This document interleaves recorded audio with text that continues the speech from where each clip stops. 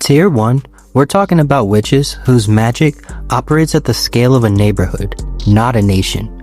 Their spells handle everyday problems, heartbreak, household protection, getting dinner on the table, and ultimately just making normal day life a hell of a lot easier.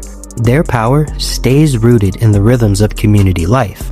These are the witches who brew remedies in their kitchens, stay in everyone's business, and occasionally fly broomsticks. Being as normal as possible and repetitive anchors this tier's magic. The Owens women in practical magic, Sally, Gillian, and their aunts Jet and Frances, brew midnight margaritas on the roof and mix herbal sachets for protection and love. Their most intense magical act is an exorcism performed around a kitchen table, but it was more like a vengeful spirit rather than like a demon from a possessed body. But again, it did make Gillian try to kill Sally, so I guess that counts. The magic feels like a family recipe passed down through generations, potent within the house, but powerless to affect anything beyond that, at least with harmful intent. Halloween Town's background witches and casual witches from series like Harry Potter operate with the same casual, civic energy. Shopkeepers enchanting their storefronts, neighbors fly brooms through crosswalks, and market vendors haggling over potion ingredients.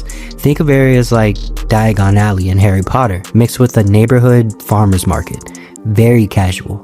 Magic is considered a building block at this level, not weaponry. It keeps the town running, but no one's conquering anything with it. Then there's witches that give us amusement and relief, where magic exists solely for visual gags and narrative convenience. Winsome Witch, a small segment on the Adamant Secret Squirrel Show, rhymes her way through magic and spells to rescue the three little pigs and other simple problems. Her spells just elaborate enough to resolve a small TV segment. Witch Hazel's green skin, warts, and gap-toothed laugh poked fun at every fairy tale idea of what makes witches scary, but her hexes land as punchlines. Potions backfire, brooms malfunction. Nothing ever endangers anyone badly, but made for some funny moments Bugs Bunny was always able to make it out of. The Monty Python villagers in iconic movies like The Crucible threw all that magic shit out the window, convicting women of witchcraft using idiot logic like weighing her against a duck and that toxic mob mentality. These scenes bring light and literal fire to the fear itself. At this tier, the idea of a witch causes more harm than any spell actually could. Training and professional certifications mark the jump from basic kitchen table magic to actually starting to cook with magic. Tier 2 witches have graduated past fumbling with spells or relying on community goodwill and self-consciousness to excuse their mistakes. They've spent years in academies, earned degrees in magical history, or secured licenses from agencies and factions that didn't exist in Tier 1's world. Their magic operates within institutional boundaries like school curriculums, family legacies, and agency protocols, but those frameworks push them far beyond the neighborhood remedies and comedic misfires of basic witches. These witches handle crises that would overwhelm a normal spellcaster completely. Whether that's managing dragon incidents in reverse London, weaving original spells from scratch, or executing high-stakes rituals that protect entire schools from collapse. Academic and professional arcs define this tier's growth. Mildred Hubble climbs from disaster-prone student to head girl at Cackle's Academy, proving her competence through repeated saves and complex ritual work under pressure. Amity Blight dominates Hexside's dueling circuits with abomination constructs, while Willow Park commands giant plant golems that reshape battlefields and provide healing. Diana Bishop ascends into Weaver status, one of the rarest witch classifications in her universe, learning to manipulate elements and craft original spells that rewrite magical theory. Aiko Kaguri unlocks the shiny rod's full potential, which sounds crazy to say out loud, but moving on, by mastering the 7 words of Arcturus, her climatic revival of the Grand Triskelion, running on belief-driven power rather than raw destructive force. All these witches represent their setting's elite tier, but none step beyond what their institutions or narratives can contain. Specialization and teamwork become a focal point instead of depending on solo actions. The Beauchamp women in Witches of East End carve distinct niches despite sharing ancient bloodlines. Joanna anchors the family as a general ritualist with centuries of combat experience. Freya wields fate thread magic and large-scale offensive spells, and Ingrid functions as the scholar who writes new incantations and controls weather patterns. Their family legacy provides structure that keeps any one of them from spiraling into solo apocalyptic threats. Ninny Spankole and Noelle Nahashi follow similar team dynamics as Windbind operatives, managing dragons under strict regulations and oversight, and frontline engagement paired with tactical range support when needed. Their agency keeps them leashed from doing anything dangerous to innocent individuals or just simply crashing out. Broad utility without lethal escalation threads through the rest of this tier. Sabrina Spellman masters reality manipulation over 7 seasons. We're talking teleportation, transmutation, even time rewind gags, but her sitcom's tone specifically keeps her from weaponizing any of it. If there was a dark version of Sabrina Spellman, she would definitely be in a higher tier. Cassie Nightingale steers outcomes in Middleton through enchanted intuition and gentle influence, protecting the town and resolving conflicts without ever manifesting combat spells. Personal ethics, institutional oversight, and genre constraints separate these women from the lethal operators waiting in higher tiers. Institutional oversight drops away, and we start to see the killing potential when witches are pushed into battle and life-threatening situations. Tier 3 witches have the training and skill of Tier 2 witches, but they've either outgrown their academy constraints or abandoned them entirely. Their magic scales beyond classroom exercises and town square protections into regional threats. We're talking mass duels, wartime deployments, mythic confrontations that reshape local level power structures. The Harry Potter universe draws the clearest line between competent and lethal. Professor McGonagall commands Hogwarts' defense during the Battle of Hogwarts. Her transfiguration mastery and verbal casting, like turning castle architecture into animated soldiers, shows some of the power she can tap into when necessary. Molly Weasley's duel with Bellatrix Lestrange ends with Bellatrix dead on the floor. Her "not my daughter, bitch" moment proved that maternal fury, backed by decades of practical magic, can stand up to an elite Death Eater. I loved seeing that side of Mama Molly. It was so badass. Bellatrix herself killed Sirius Black during the Department of Mysteries battle in the movies, but in the book, the spell ultimately knocks him into the Veil in the Death Chambers, which basically signifies his end, and she held her own against multiple opponents before Dumbledore arrived, and she didn't want none of that smoke. Hermione Granger rounds this storyline group out as the canonical genius who wins through preparation and spell selection. Her protean charm work and verbal casting proves mastery that most witches never achieve. All operate at dual caliber lethality, their magic refined through war rather than exams. Maybe except for Hermione. Rita Repulsa stands as the franchise's most iconic sorceress, her villain toolkit operating at planetary scale. She grows monsters to city block size, traps heroes in pocket dimensions, and enslaves minds with a gesture. Her transition to Mystic Mother doesn't erase that power, it redirects it.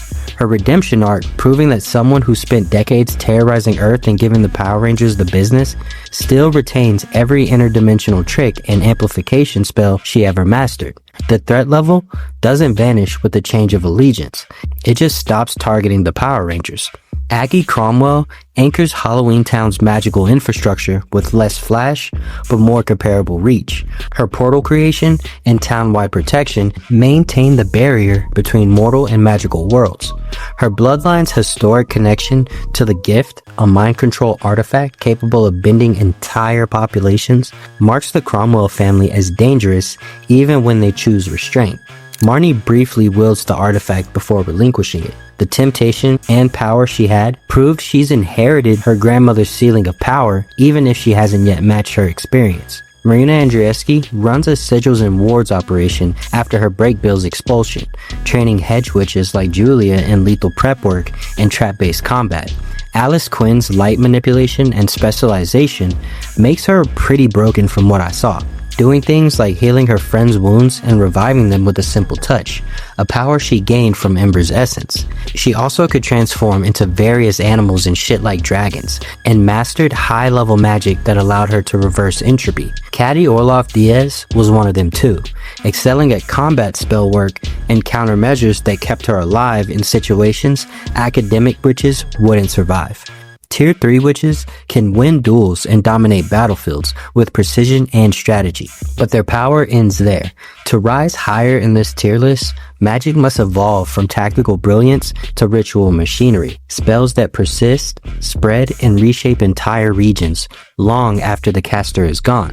The main difference for me between tier 3 and 4 isn't necessarily power scaling, but it's that these witches sacrifice and perform rituals with dark shit where no good can come from it, straight up. Tier 4 witches operate through ritual frameworks that sustain themselves across decades or centuries, where their magic is woven into infrastructure rather than just hurled at opponents. Their feats scale to populations, not persons.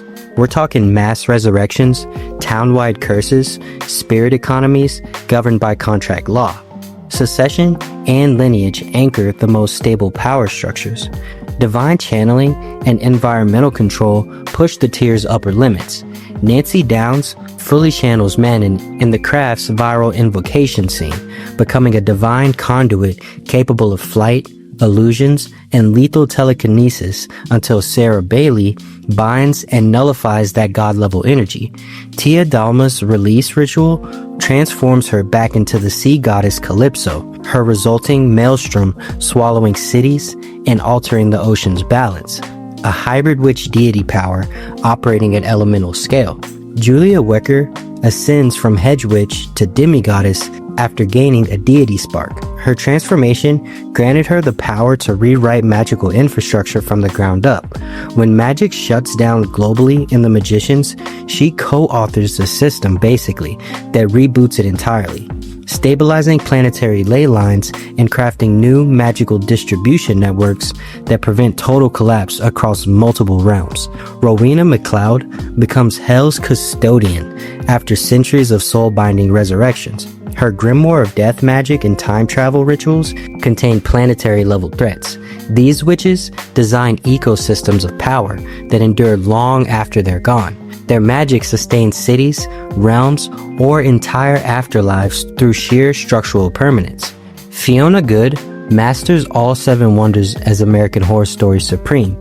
Her telekinesis, mind control, and resurrection capabilities define the Coven's apex until her fading vitality triggers the next ascension. Cordelia Fox inherits that mantle, restoring the Coven's permanence through full elemental control and ritual resurrection of multiple witches simultaneously. Their power operates as a zero-sum inheritance. One Supreme's death births another, the system ensuring continuity even as individuals fall. Marie Laveau exists outside that cycle through a darker bargain, trading her soul to Papa Legba for immortality and commanding resurrection zombies across centuries of urban-scale voodoo miracles. The Sanderson sisters achieve their own version through life-draining rituals, draining entire towns' children to restore youth before executing a candle-triggered resurrection centuries after their death. They really weren't that impressive to me, except for that fact. I thought it was very dark with the whole children bit. But immortality through ritual becomes the ultimate scaling mechanism. Why settle for a single lifetime when you can sustain yourself indefinitely through carefully maintained contracts? Necromancy and mass manipulation define the darkest operators. Mary Sibley orchestrates the entire Salem witch trials as a multi-episode grand ritual to summon the Dark Lord, summoning her plague control, weather manipulation, and mass hallucinations, turning the town into a literal summoning circle. Sacrificing her unborn baby to Satan in exchange for supernatural powers is crazy work, but dedication at the least.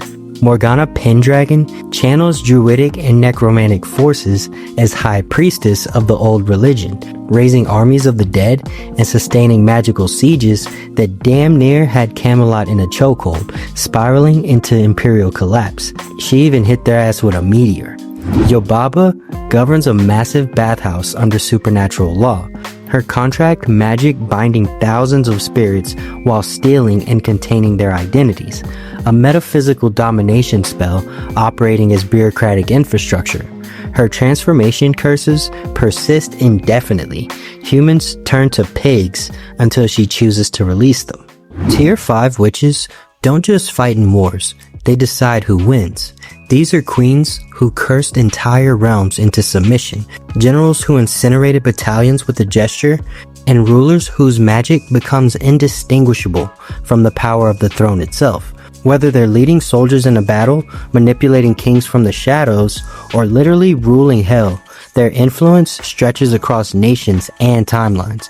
They've stopped answering to anyone and started making the rules themselves. The one who rules hell, or sparks revelations, occupied the strangest space in this tier.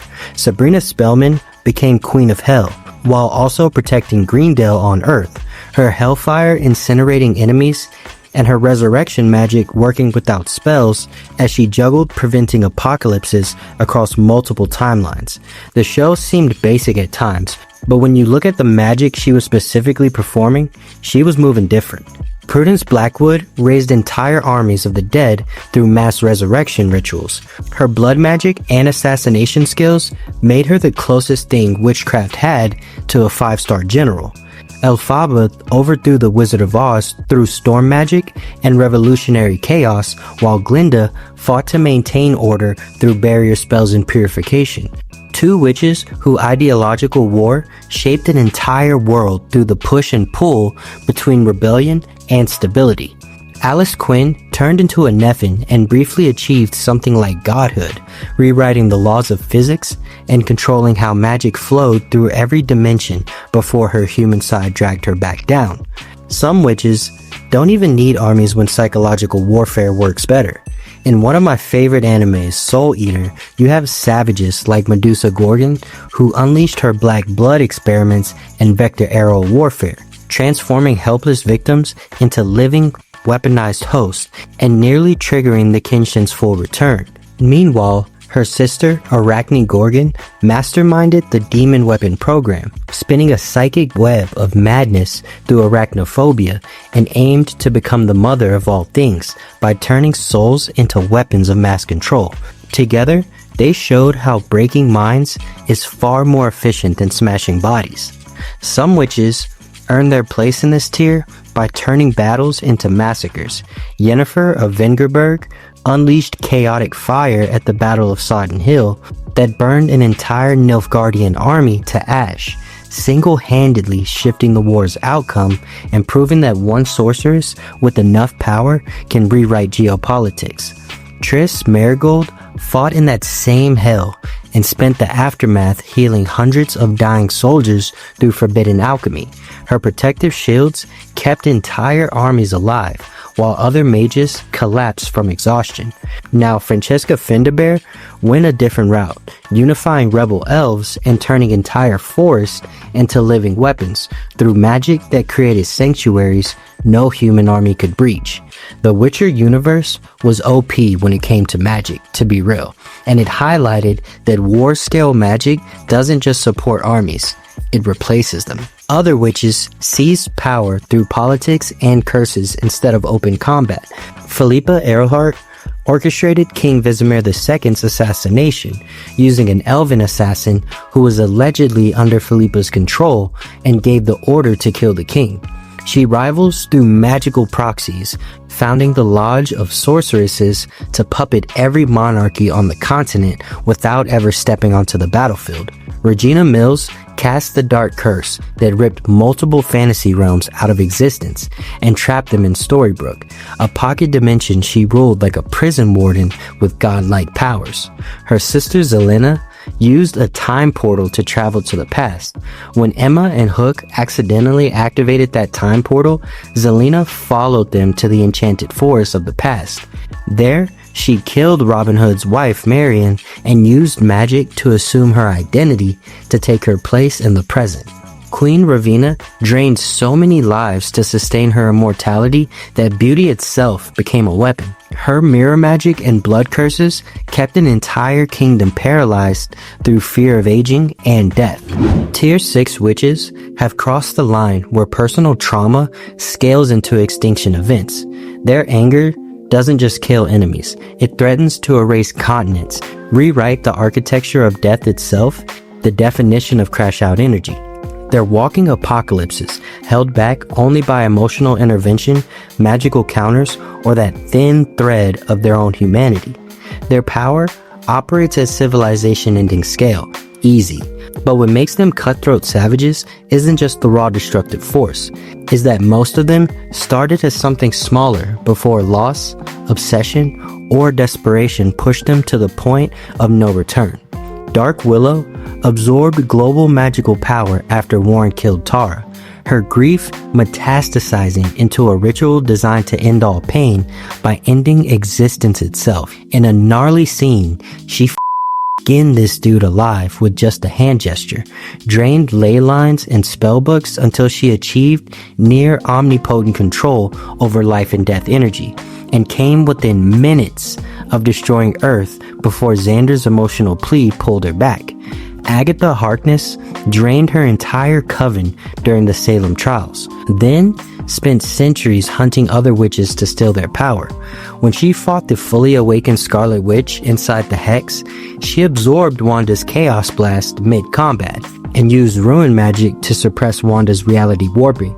She couldn't beat the Scarlet Witch, of course, but she came pretty damn close to draining the one witch who could rewrite reality itself. Not to mention, she created the Witch's Road along with other feats, but yeah, Agatha's magic is broken. Architectural manipulation of life and death separate these witches from everyone below them. Quetzaya created the immortality spell that made Salias and herself eternal, then built the other side, a supernatural purgatory that held billions of souls for over 2,000 years, purely out of spite after Salias betrayed her. She didn't just curse one person, she rewrote how death itself worked for her entire universe. Bonnie Bennett is the Bennett line goated child. She channeled hundreds of witches' magic to fake her own death, and nearly stopped Klaus's heart, which is a feat in itself. Later in the show, she wielded resurrection work that fused spirit, dark, and expression magic to bring Jeremy back at the cost of her own life. She became the anchor to the other side, survived being overwhelmed by the Traveler's Mass ritual, and in the finale, contained and directed Hellfire with her ancestors to destroy it outright. A civilization-scale feat.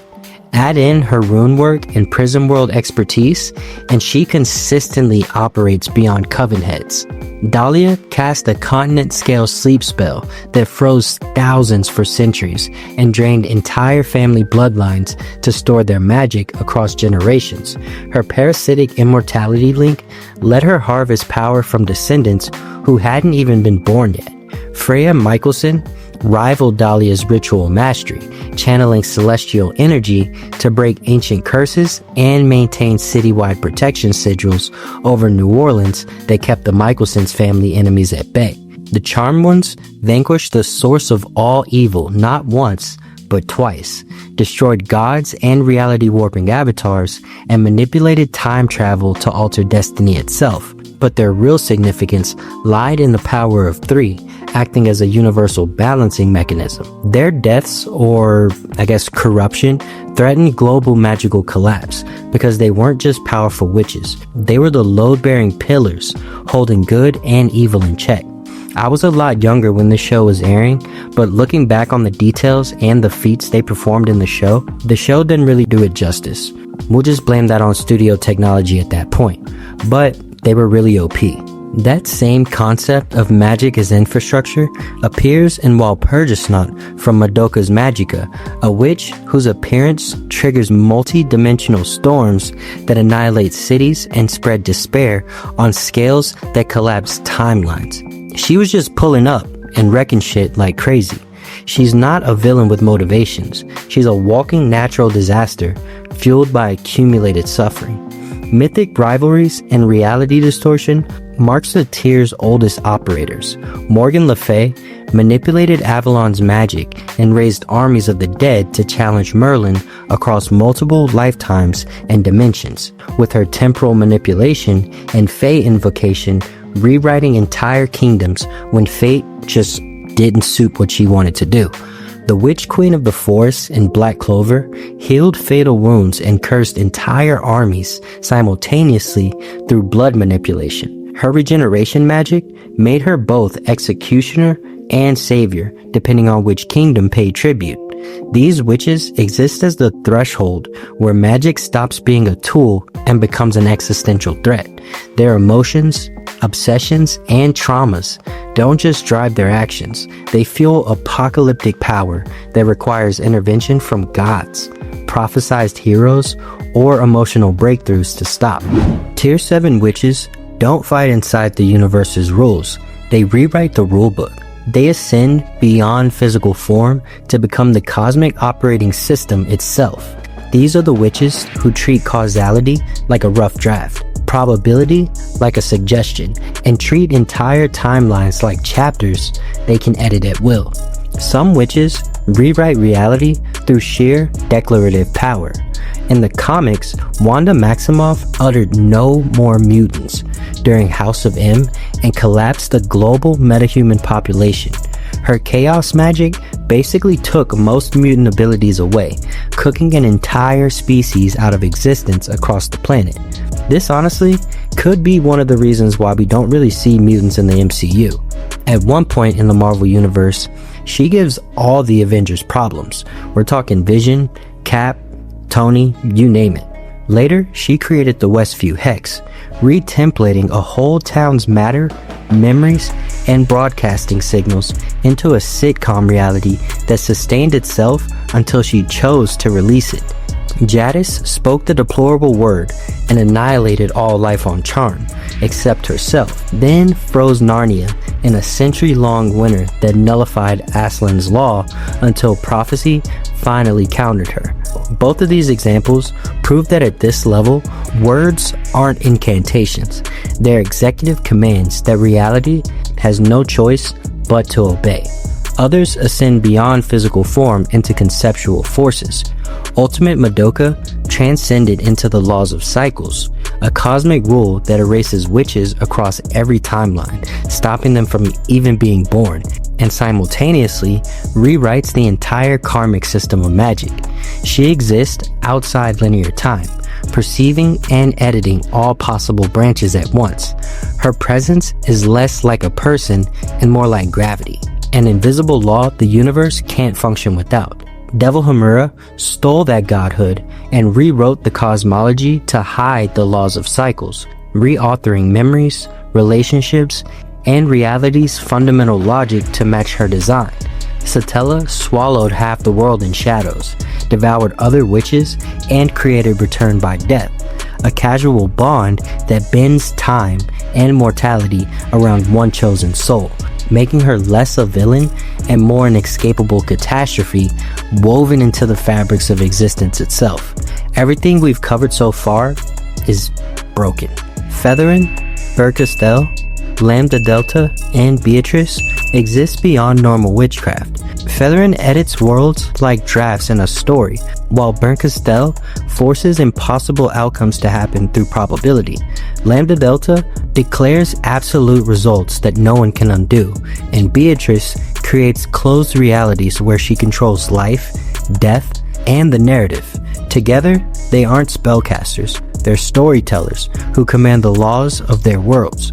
I can't even describe the levels of broken these witches are, but they just simply can't be stopped, to be honest, without being creator level beings or damn near close to it.